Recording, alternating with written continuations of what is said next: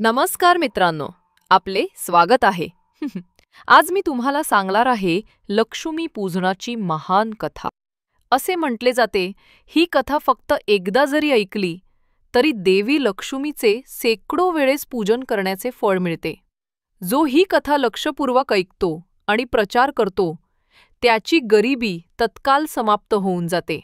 म्हणून सर्वांनी आई लक्ष्मीची ही महान कथा नक्कीच ऐकावी. चला तर मग, मी तुम्हाला लक्ष्मी पूजनाची ही महान कथा सांगायला सुरुवात करते. कथा सुरू करण्याच्या अगोदर एकच विनंती.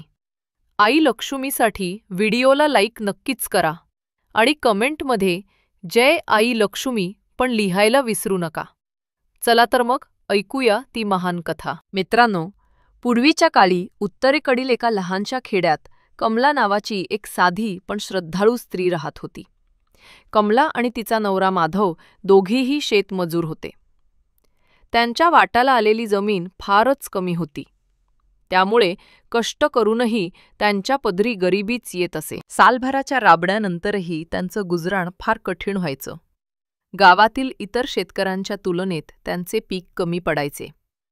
अनेकदा तर भर पावसाळ्यात त्यांच्या झोपडीचं छप्पर गळायचं आणि अंगणात पाणी साचायचं. पण या हालअपेष्टांनाही कमला नेहमी धीरानं तोंड देत होती. तिच्या मनात एक अढळ विश्वास होता की एक दिवस देवाच्या कृपेने त्यांच्या जीवनात सुखसमृद्धी नक्की येईल. त्या वर्षीची दिवाळी जवळ आली होती. शारदीय हवा सुखद होत होती आणि संध्याकाळी गावभर दिव्यांची तयारी दिसत होती. घरोघरी साफसफाई सुरू होती. लहान मुलं दारासमोर रांगोळ्या काढण्यात दंग होती. कुठे नवीन मातीचे दिवे खरेदीसाठी बाजारातून आणले जात होते, तर कुठे कंदील आणि तोरणांनी अंगणे सजली होती. सगळीकडे एक उत्साह आणि आनंदाचा माहोल पसरला होता. कमलाच्या लहानशा मातीच्या घरातही दिवाळीची लगबग सुरू होती. तिने अंगण झाडून सडा शिंपडला होता. दारासमोर छानशी रांगोळी काढली होती, जणू आपल्या दरवाजापर्यंत देवी लक्ष्मीचे पावले यावीत. झोपडीच्या भिंती कच्च्या होत्या, पण कमलानं त्यांना नवे कपडे देण्यासाठी गेरूने लिंपून काढलं. तिच्या घराची स्वच्छता पाहून कोणीही म्हणालं असतं की ह्या दारिद्र्यातही कमलाने आपलं घर एक देवालयासारखं सजवलं आहे. सायंकाळी माधव शेतातून परत आला तेव्हा अंधार पडायला आला होता. तो दरवाजात येताच त्याच्या नाकाला मंद उदबत्तीचा सुगंध जाणवला आणि त्याला घरातून अस्पष्ट प्रकाश चमकताना दिसला. कमलाने एव्हाना दिव्यांना तेल घालून वाती तयार केल्या होत्या, पण त्या अजून पेटवल्या नव्हत्या. माधवने आत येत विचारलं, काय कमला, तयारी झालीये का लक्ष्मीपूजेची? त्याच्या स्वरात हलकी चिंता होती. घरात फारसं काही नव्हतं, तसा थाटमाट नव्हता. दिवाळीच्या सणासाठी आवश्यक सामानही अपुरं होतं. कमलाने स्वयंपाकघरातून बाहेर येत हसत उत्तर दिलं, हो, माझ्या परीने सगळी तयारी करून ठेवली आहे. थोडी फुलं आणली होती देव्हाऱ्यासाठी आणि जुन्याच पणत्या स्वच्छ करून ठेवलेल्या आहेत. तिने हळूच जवळ ठेवलेल्या टोपल्याकडे बोट दाखवलं, जिथे काही उग्र जास्वंदीची आणि मोगऱ्याची फुलं दिसत होती. देव्हाऱ्यात मातीची लहान मूर्ती होती, लक्ष्मी देवीची. त्या मूर्तीपुढे तिने नवीन कापड अंथरून छोटंसं आसन तयार केलं होतं. शेजारीच तिचा लहान मुलगा बाळू हातात एक मातीचा दिवा घेऊन आईचं काम लक्षपूर्वक पाहत होता. माधवने घरात डोकावत तेलाची कुपी आणि तांब्या पाहिला. तो म्हणाला, तेल अगदी थोडंच उरलंय. उद्या लक्ष्मीपूजनाला दिवे लावायला काय पुरणार? आणि फराळाचं काहीही करून ठेवलं नाही आपण. कमलाने त्याच्या पाठीवर हलकेच हात ठेवला. देवाला नैवेद्याला थोडीशी खीर केलीये मी. गूळ आणि तांदूळ होते तेवढ्याने. उगीच चिंता करू नकोस. दिवे लावायला थोडं तेल आहे आपल्याकडे. जे नाही त्याची खंत करून उपयोग नाही. जी आहेत ती 2 पात्र मनापासून उजळगूया. देवीला आपल्या भावना महत्वाच्या, श्रीमंती नाही. माधवने मान डोलावली, पण त्याच्या चेहऱ्यावरचे ढबरे अजूनही सुटत नव्हते. अंगणातल्या इतर घरातून येणारा आनंदाचा त्याच्या कानावर पडत होता. शेजारच्या वाड्यातून किल्ल्यांचा आवाज येत होता, लहान मुलांचे, मोठ्यांच्या गप्पा. हे सगळं ऐकून त्याला स्वतःची दीन अवस्था अधिकच बोचू लागली. तो बोलून गेला, आपल्याकडे तर दिवाळीसाठी एखादी नवीन वस्तूही नाही. बाळूलाही मी काही खेळणी घेऊन देऊ शकलो नाही या सणाला. लक्ष्मी माता काय आपल्यासारख्या गरिबांकडे येईल? त्याच्या तोंडून हे शब्द ऐकताच कमलाने त्याच्याकडे बघितलं. असं का बोलतोस? लक्ष्मी देवीला कोण श्रीमंत कोण गरीब असा फरक थोडीच पडतो. तिच्यासाठी भक्ती महत्वाची. ती पुढे काही बोलणार एवढ्यात त्यांच्या 5 वर्षांच्या मुलाने बाळूनी ओढणीला हात लावत विचारलं, आई, लक्ष्मी माता खरंच आपल्याकडे येईल ना? ती कशी असते आणि ती येते म्हणजे काय करते? कमलाने त्याला जवळ घेतलं आणि माधवही त्यांच्या शेजारी येऊन बसला. दिवे लावायच्या तयारीतला त्यांचा ओसरीतला कोपरा मंद प्रकाशाने उजळला होता. कमला मुलाकडे बघून प्रेमाने म्हणाली, बाळा, लक्ष्मीमाईची गोष्ट ऐकशील? बाळूने उत्सुकतेने मान हलवली. कमलाने लीन स्वरात गोष्ट सांगायला सुरुवात केली. पूर्वी एका काळी देव आणि असुरांनी अमृत मिळवण्यासाठी सागराचं मंथन करण्याचा निर्णय घेतला. देवांना अमृत प्यायचं होतं आणि असुरांनाही अमरत्व हवं होतं. त्यांनी मोठा मंदार पर्वत मंथनदंड बनवला आणि सागराला खुसळायला सुरुवात केली. नागराज वासुकीला दोरीसारखा वापरून त्या समुद्राला जोरात हलवू लागले. बाळा, कल्पना कर, किती मोठी ती घालमेल झाली असेल समुद्रात. बाळूच्या डोळ्यासमोर चित्र उभं राहिलं. तो विस्फारलेल्या डोळ्यांनी आईची कथा ऐकत होता. कमलाचा स्वर अनुभवाने भरलेला होता. ती पुढे म्हणाली, त्या महान समुद्रमंथनातून एकापाठोपाठ एक अनेक अद्भुत वस्तू बाहेर यायला लागल्या. सर्वांत आधी कालकूट नावाचा घातक विष निघालं, ज्यामुळे सारे घाबरून गेले. पण भोळ्या शंकराने ते सगळं विष पिऊन टाकलं, म्हणून त्याला निळकंठ म्हटलं जातं. यानंतर त्या समुद्रातून कामधेनू गाय, उच्चैश्रवा घोडा, ऐरावत हत्ती, कौस्तुभमणी अशा अमूल्य वस्तू एक एक करून वर येऊ लागल्या. देवदानव आश्चर्याने पाहत होते आणि अखेरीस समुद्राच्या पाण्यावर एक अद्भुत कमळ तरंगत आलं. त्या कमळावर एक तेजस्वी सुंदर देवी प्रकट झाली. कमलाचा आवाज आनंदाने भरून आला. ती देवी म्हणजे लक्ष्मी माता. तिच्या 4 हातात लाल कमळ आणि सोनेरी कलश होते आणि ती कमलासनावर विराजमान होती. समुद्रातून प्रकट होताच सगळीकडे एक दिव्य प्रकाश पसरला. देव दानव सारे तिचं रूप पाहून चकित झाले. देवतांनी फुलांचा वर्षाव केला. लक्ष्मी देवी ही समुद्राची कन्या होती, सागरराजाची लेक. ती इतकी सुंदर आणि दिव्य होती की तिने प्रकट झाल्या क्षणीच भगवान विष्णूंना वरमाला घालून त्यांना आपला पतिरूप मानलं. विष्णू म्हणजे सृष्टीचा पालनहार. त्याची पत्नी होऊन लक्ष्मी देवी सर्व जगावर कृपा करणार होती. बाळूने आश्चर्याने विचारलं, मग पुढे काय झालं आई? कमला हसली. पुढे काय, अमृतही बाहेर आलं आणि ते देवांना मिळालं. लक्ष्मी मातेसारखीच धनाचा देव कुबेरसुद्धा त्या समुद्रातून प्रकट झाला. स्वर्गलोकी आनंदाचा जल्लोष झाला. कार्तिक महिन्यातील अमावस्येची ती रात्र होती.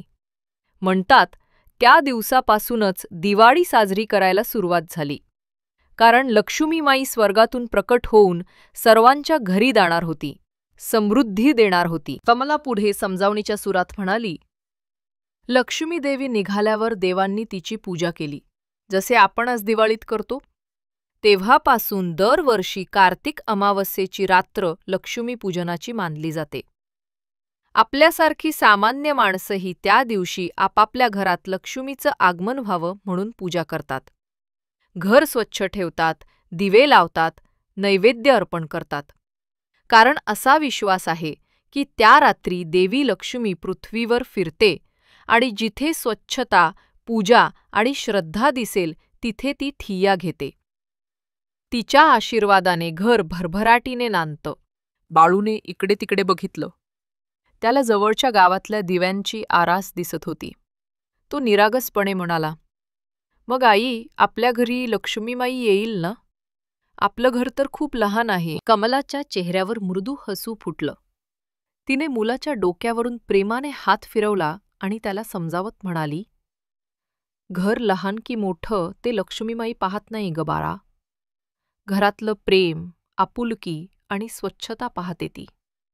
आणि सगळ्यात महत्त्वाचं, ज्या घरी कुणालाही मदत करण्याची भावना असते ना, तिथे लक्ष्मीदेवी आनंदानं वास्तव्य करते. माधव त्यांच्या संभाषण ऐकत होता. बायकोच्या तोंडून ही कथा आणि शिकवण ऐकून त्याच्या मनावरचा निराशेचा मळ थोडा हलका झाला. त्याने उजळल्या डोळ्यांनी कमलकडे पाहिलं. कमला आपल्या मुलाला झोपवण्यासाठी उठली. बाळूला गोष्ट ऐकल्यामुळे समाधान वाटत होतं. वडिलांनी त्याला उचलून घेतलं तेव्हा तो हसत होता. चल माझ्या शहाण्या, आता आईला देवाची पूजा करू दे, माधव म्हणाला. बाळूला झोपवून कमला आणि माधव परत देव्हाऱ्यापाशी आले. कमलाने लक्ष्मी मातेची मूर्ती पुढे ठेवून पूजा थोडी थांबवली होती. तिने एक तांब्याभर पाणी, काही अक्षता, हळद कुंकू आणि खिरीचा नैवेद्य समोर ठेवला. माधवने पुन्हा एकदा दिव्यामधलं तेल तपासून पाहिलं. ते अगदी कमी होतं, पण पत्नीच्या सांगण्याप्रमाणे 2-3 पणत्यांपुरतं पुरेल इतकंच. दोघांनी मिळून देवासमोरच्या ताटातील वात लावली. कमलाने कापूर पेटवला आणि मंद पिवळ्या ज्योतीसमोर त्यांच्या चेहऱ्यांवर एका अवर्णनीय शांतीची छटा पसरली. त्या निर्धाराने उजळलेल्या क्षणी कमलानी दोन्ही हातात आरतीचं ताट धरलं. ती डोळे मिटून देवीसमोर ओवाळू लागली. माधवही बाजूला उभा राहून हात जोडून मनोभावे प्रार्थना करत होता. लहानशा झोपडीतील त्या क्षणाचं काहीतरी अलौकिक तेज वाढवल्यासारखं वाटलं. धूप आणि कापूर यांच्या सुगंधाने वातावरण पवित्र झालं. कमलाच्या डोळ्यांत आता अश्रू तरारले. ती मनोमन देवी लक्ष्मीला साद घालू लागली. हे लक्ष्मी माते, आमच्या ताटात फार काही नाही, पण श्रद्धा मात्र भरून आहे. तू जगाची माता आहेस, सर्वांना सुख आणि समृद्धी देणारी आहेस. आमच्या संसारावरही तू कृपा कर. आमच्या घरी थोडं सुख, थोडं समाधान येऊ दे. आमच्या मुलाचे दिवस चांगले येऊ देत. त्याला उपाशीपोटी झोपावं लागू नये आणि आम्हाला कर्जबाजारी होण्याची वेळ येऊ नये. आमची मेहनत वाया जाऊ नये. आई, तुझी केवळ थोडीशी कृपादृष्टी मिळू दे. आम्हाला जास्त काही नको. कमलाचा गळा दाटून आला होता. तिच्या मनातील व्यथा आणि आशा जणू त्या प्रार्थनेतून ओथंबून वाहत होत्या. आरती संपवून तिने देवीच्या मूर्तीपाशी नमस्कार घातला. माधवनेही तिच्या पाठोपाठ डोकं टेकलं. त्या दोघांनी देव्हाऱ्यातल्या समईतलं तेल संपेपर्यंत तेवत राहण्यासाठी एक लहान दिवा देवीसमोर प्रज्वलित करून ठेवला. देवळात ज्याप्रमाणे अखंड ज्योत तेवत ठेवतात, तशीच एक दिवटी त्यांनी त्या छोट्या देव्हाण्यात ठेवली होती. बाहेरची रात्र काळोखी होती. कार्तिक अमावस्या असल्याने चंद्र नव्हता. मात्र गावभर जागोजागी लुकलुकणाऱ्या दिव्यांच्या ओळींनी काळोखाशी लढा देत एक स्वर्गीय दृश्य निर्माण केलं होतं. कमलाने घराचं मुख्य दार थोडंसं उघडं ठेवलं आणि अंगणातही एक पणती पेटवून ठेवली. देवीला वाट सापडेल आपल्यापर्यंत यायला. ती स्वतःशीच पुटपुटली आणि हलकेच हसली. माधवला तिचं हे लहानसं कृती पाहून उगीच हसू आलं. पण तिच्या श्रद्धेचा मान राखत तो काही बोलला नाही. दिवसभराच्या कष्टानं तो थकला होता. लवकरच तो आणि बाळू दोघेही झोपी गेले. पण कमलाला त्या रात्री झोप येत नव्हती. तिने एका उबदार चादरीत स्वतःला लपेटलं आणि देव्हाऱ्यासमोर बसून राहिली. मंद उजेडात लक्ष्मीमाईची मूर्ती तिला जणू हसत आशीर्वाद देताना भासत होती. कमलाचं मन दिवसभर घडलेल्या प्रसंगात गुंतलं होतं. उद्याचा दिवस माझ्यासाठी काहीतरी चांगली बातमी घेऊन येईल का? तिने स्वतःलाच प्रश्न विचारला. त्या विचारांनी तिच्या डोळ्यात झोप नव्हती. आहेर गावातले आवाज एका मागोमाग एक थांबत गेले. रात्रीचा 3रा प्रहर चालू होता. लोकांनी दिवे विझवून झोपायची तयारी केलेली जाणवत होती. कुठेतरी एखादा दिवा अजूनही मंद प्रकाश देत होता. कुणाच्या अंगणातले पणतेचे दिवे तेल संपल्याने लोक पावत होते. कमला मात्र जागी होती. तिच्या मनात एक सुप्त आशा होती की देवी लक्ष्मी खरंच अशा कुळाच्या घरात येईल का? आपल्याला जाणवेल का तिचं अस्तित्व? तिने मनात विचारलं. त्या नीरव शांततेत अचानक तिला बाहेर अंगणाकडून हलकीशी सळसळ ऐकू आली. इतकी रात्र झाल्यामुळे तिचं सावध मन तत्क्षणी भानावर आलं. तिने कान टवकारले. त्याच वेळी अंगणात कोणीतरी जवळ येत असल्याचे पाऊलवाजही तिला ऐकू आले. काहीतरी आगंतुक आलंय याची जाणीव होताच कमला सावधपणे उठली. दाराशी ती पोचली तसा एक क्षीण वृद्ध स्वर ऐकू आला. कोणी आहे का? मला मदत हवी आहे बाळांनो. कमलाने दिटाईने दार उघडलं. बाहेर चंद्रप्रकाश नव्हता, पण अंगणातल्या दिव्यांच्या उजेडात तिने पाहिलं, समोर एक वृद्ध स्त्री उभी होती. वयोमानाने वाकलेली, केस पांढरे शुभ्र, हातात एक काठी, अंगावर फाटके जुने कपडे.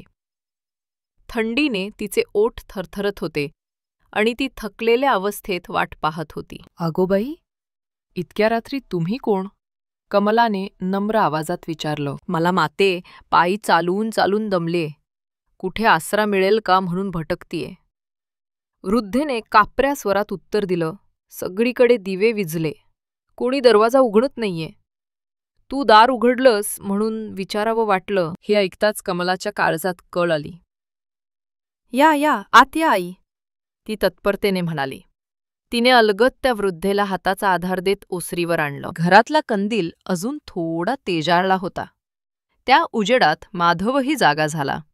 अंधारात कोणाशी तरी संवाद सुरू आहे हे लक्षात येताच तोही उठून आला. "काय झालं कमले?"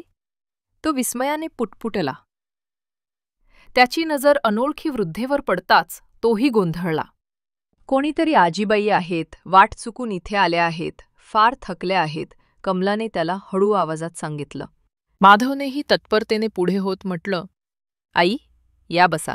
चिंता करू नका." झोपेच्या अर्धवट अवस्थेत असल्यानं बाळू मात्र गुंगीतच होता.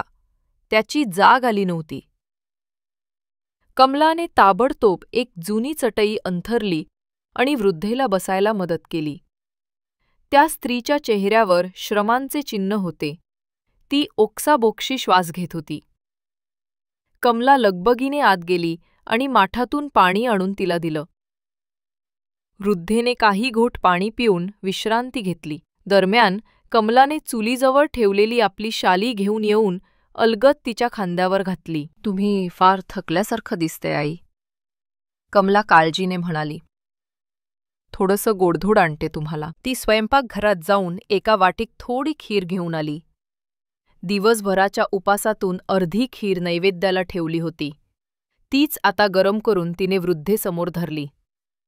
"हे घ्या, प्रसादच आहे आमच्याकडे. देवीला नैवेद्य दाखवला होता, त्यातील तुम्हाला अर्पण करते. तुम्ही खाऊन घ्या." वृद्ध स्त्रीने कमलेच्या हातातून वाटी घेतली. तिच्या डोळ्यांत कृतज्ञता दाटली. "बाळा, देवच पाठीशी राहिला तुझ्या. खरोखर तुमची माया मोठी." कमला तिच्यासमोर जमिनीवरच बसली. "कुठून येत आहात आई तुम्ही?" त्या वृद्धेने 2 घास खात उत्तर दिलं. "मी दूरच्या गावाहून आलीये. प्रवासात वेळ झाला आणि वाट चुकले. दिवाळीची रात्र असल्याने वाटेत कुणी माणूसही दिसेनासा झाला.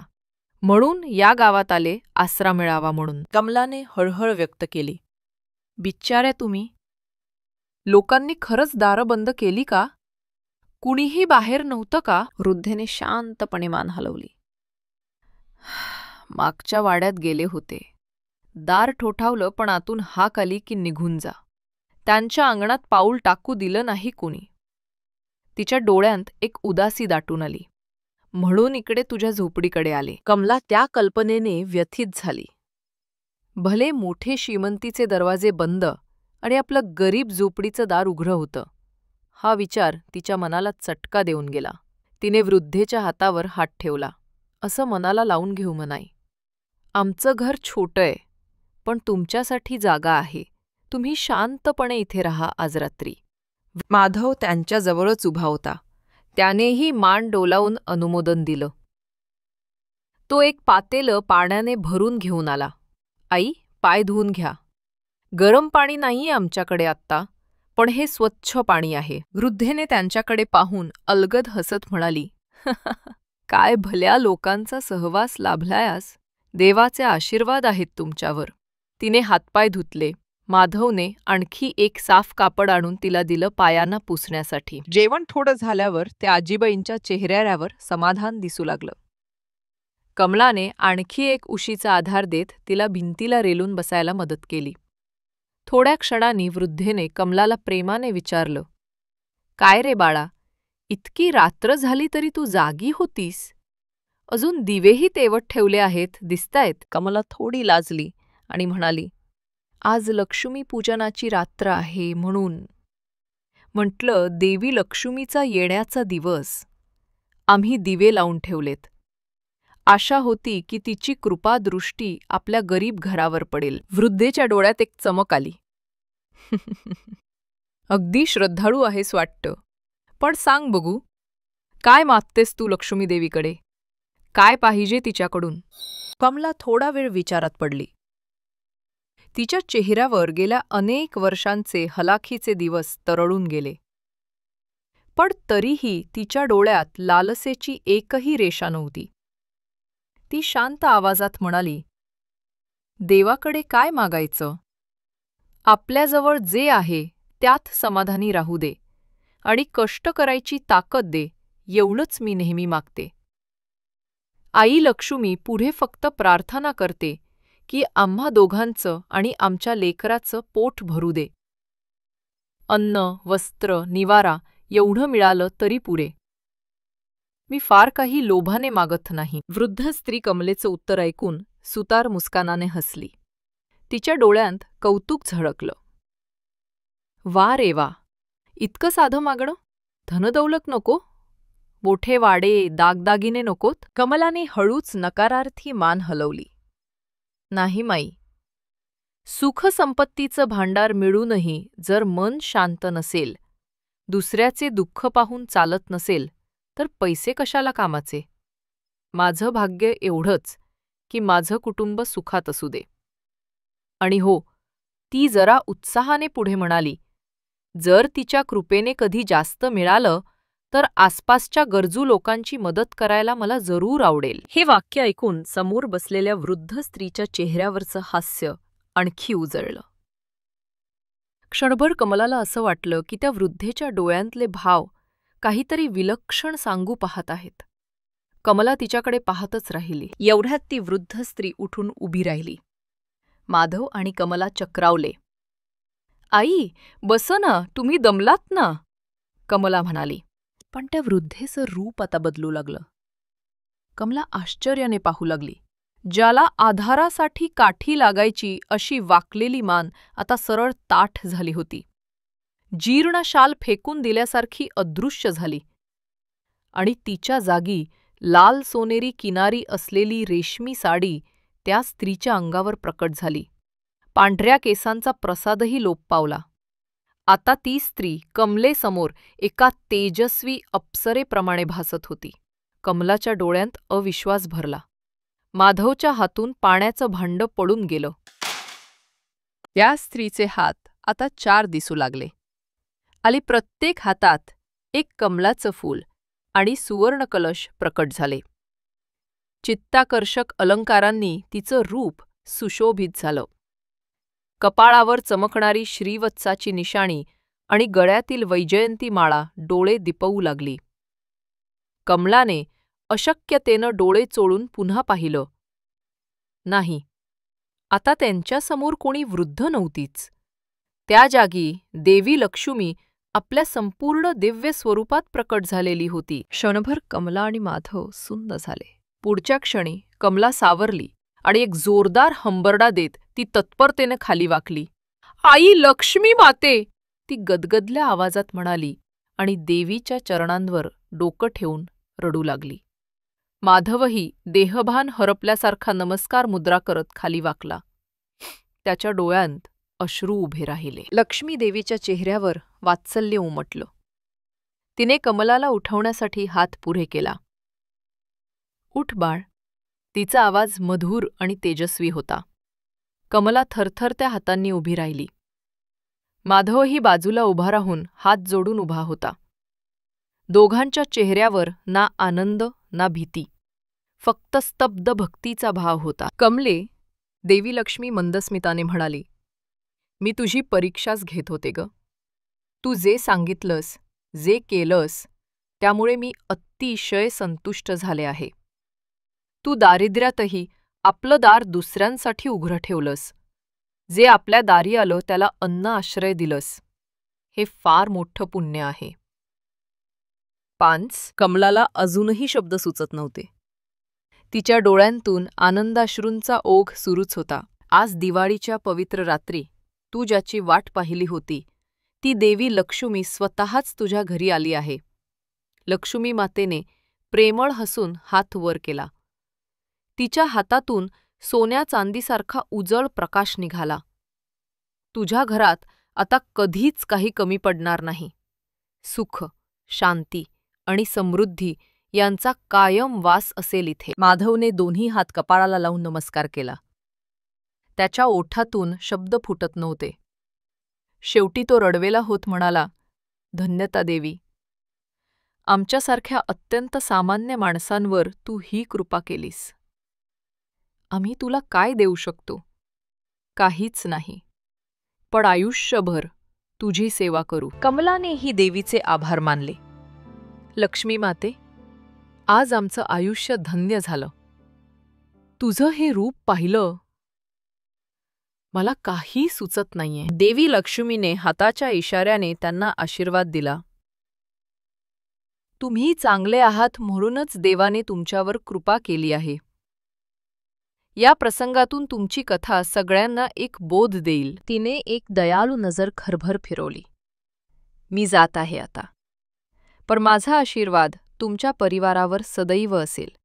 ज्याप्रमाणे आज दाखवलं, त्या उदार अंतःकरणाने समाजाची सेवा करत राहा. इतकं बोलून देवी लक्ष्मीचं तेजस्वी रूप हळूहळू क्षीण होऊ लागलं. पुन्हा एकदा फुलांचा मंद वर्षाव झाला आणि सुगंध दरवळला. पळभरातच देवी अदृश्य झाली. घरात फक्त दिव्यांची शीतल ज्योत आणि धुपाचा सुवास दरवळत होता. कमला आणि माधव काही वेळ स्तब्धच उभे राहिले. जे घडलं ते स्वप्न होतं का सत्य, हे दोघेही उमजून घेत होते. कमलाने भर्रकन देव्हाऱ्याकडे पाहिलं. लक्ष्मी मातेच्या मूर्तीला उजळ प्रकाशाचं एक छोटं वलय आजूबाजूला दिसत होतं. तिच्या चेहऱ्यावरचं हसू जणू अधिक गहिरं झाल्यासारखं भासलं. कमलाच्या चेहऱ्यावर स्मित आलं. तिने मनातच देवीचे शतशः आभार मानले. इतक्यात माधवची नजर कोपऱ्यात गेली आणि तो आश्चर्याने उद्गारला, अगं कमले, हे बघ. कमला वळून तिथे पाहते तो काय, धान्याची रिकामी कणगी पूर्णपणे तांदूळ आणि गव्हाने भरली होती. शेजारीच ठेवलेला मातीचा मडका, ज्यात काही 2 पैशांचे नाणे पडले होते, तो आता सोनेरी नाण्यांनी पूर्ण भरलेला दिसत होता. माधवने एक नाणं उचलून हातावर घेतलं. ते खरीच सोन्याचे होते. हे पाहून त्याला स्वतःच्या डोळ्यांवर विश्वासच बसत नव्हता. कमला पुन्हा एकदा डोळ्यात पाणी आणून देव्हाऱ्याकडे वळली. आई, तुझी कृपा अपार आहे, ती मनात पुटपुटली. क्षणात तिने ठरवलं की हा भरभरून मिळालेला प्रसाद फक्त त्यांच्या परिवाराकरता नव्हे, तर इतरांसाठीही आहे. माधवकडे पाहत ती म्हणाली, उद्या सकाळी आपण आधी शेजाऱ्यांकडे जाऊ. त्यांच्याकडे अन्नधान्य नाही म्हणून काल त्यांची पोरं उपाशी झोपलीत म्हणे. आपण त्यांना गहू भरून आणून देऊया. माधवच्या डोळ्यात अभिमान दाटला. त्याने नम्रतेने होकार भरला. तू जशी सांगशील तसंच करूया.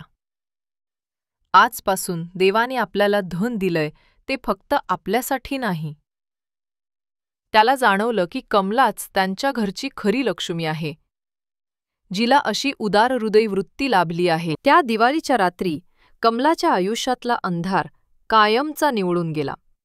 खरं तर देवी लक्ष्मीचं आगमन होऊनच गेलं होतं आणि तिच्या आशीर्वादाने कमलाचं घर उजळून निघालं होतं. दुसऱ्या दिवशी सकाळी गावात समजलं की कमलाच्या झोपडीत दिवाळीच्या रात्री दिव्याचं चमत्कारिक तेज पसरलं होतं. काही जण म्हणत होते, रात्रभर कमलाच्या घराकडून दिव्यांचे प्रखर प्रकाश येत होते. आम्ही पाहिलं खुद्द.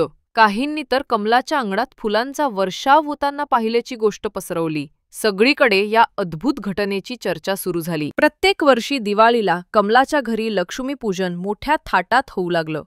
पण तिच्या लक्षात होतं की हे सगळं देवाच्या आशीर्वादानेच आहे. म्हणून ती काहीही नवं मिळालं की आधी गरिबांना वाटते, मगच स्वतः वापरते. तिच्या डोळ्यांसमोर अजूनही त्या लक्ष्मी मातेसारख्या वृद्धेचं दारात उभं राहिलेलं रूप होतं. कमला जीवापाड जपत होती ते स्मरण, संकटातही दार उघडं ठेवण्याचं आणि प्रेमाने मदत करण्याचं.